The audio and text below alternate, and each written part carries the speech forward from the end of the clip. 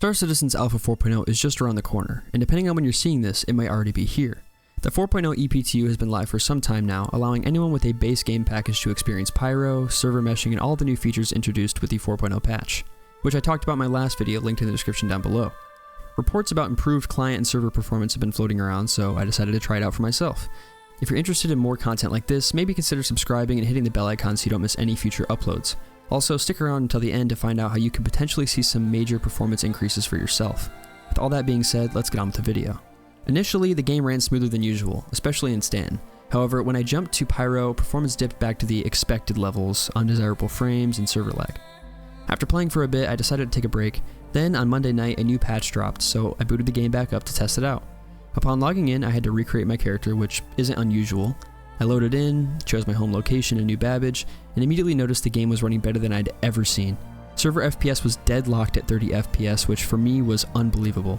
Before this patch, the highest frames I'd seen in New Babbage hovered around 50 FPS with an average of 45 FPS.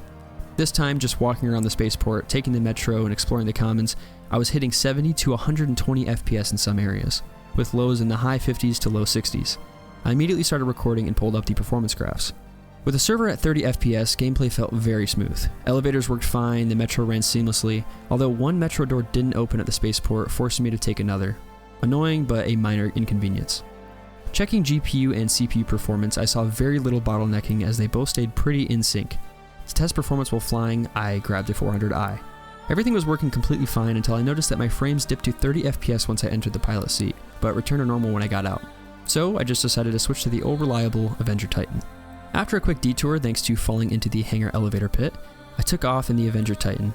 My plan was to head to the Pyro gateway, test performance there, jump to Pyro, and compare numbers to my pre-patch benchmarks. Surprisingly, in the pilot seat of the Titan, I hit 120 FPS in first person, and in third person, it climbed to 180 FPS, previously unheard of for me anyway. My typical numbers were 90 FPS in first person and 110 in third person. At the Pyro gateway, my FPS hovered around 60 FPS, a massive jump from the previous 15 to 25 FPS. Inside the jump point, FPS ranged from 55 to 75 FPS, with a few drops and stutters likely due to server transitions. Before the patch, I only managed 15 to 30 FPS here, which made navigation a nightmare. From here, I set course for the Checkmate station, controlled by the Rough and Ready faction. I chose Checkmate for two reasons. One, it was nearby, which is a very big deal in Pyro considering how massive the system is. And two, I had a pre-patch FPS benchmark. In the hangar, I got 70 to 80 FPS, but in the lobby, FPS dipped to the 20s before bouncing back to 50 to 60 FPS. Previously, I stayed around 30 FPS with dips into the 20s. Next, I visited Bloom, a planet where I'd previously seen 40 to 50 FPS on foot. This time I hit 80 FPS, even without accessing any outposts, as I kept getting flagged for trespassing.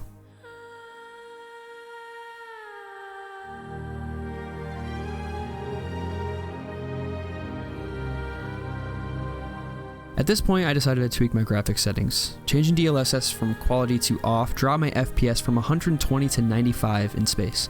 This was a big deal because DLSS was actually working. Before this patch, changing DLSS settings never made a noticeable difference. So if DLSS and the other upscaling methods work in Star Citizen, it could mean massive performance increases for almost every player. I tested the game again at the Starlight station on Tuesday morning and saw even higher FPS, all the way up to over 100 FPS in some places. For context, I recorded gameplay throughout the session, which likely used about 5% of my system's resources, yet performance stayed consistent. I also wasn't using Process Lasso, which is a tool I've previously recommended in my Star Citizen optimization guide, and halfway through I turned off Intelligent Standby List Cleaner, which I had recently been testing. Even with all of that, performance remained roughly the same. And it's also good to point out that my system may run completely different from your system, so it's always a good idea to test it out for yourself in the EPTU or once 4.0 is pushed to live servers. If the current performance holds when 4.0 hits live servers, it could be a fantastic update. The new content paired with the improved client and server performance will make the game far more playable for returning players and newcomers alike. If you're considering jumping into the Star Citizen universe, check out the link in the description to find your starter ship and receive a bonus 5,000 AUEC to kickstart your journey.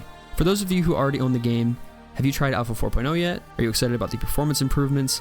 And for those of you who haven't tried out Star Citizen yet, would performance improvements like this make you more willing to try the game out for yourself? Let me know your thoughts in the comment section down below. If you enjoyed this video, make sure to leave a like, subscribe, and hit the bell icon so you don't miss any future uploads. Thanks for watching, and I'll see you in the next one.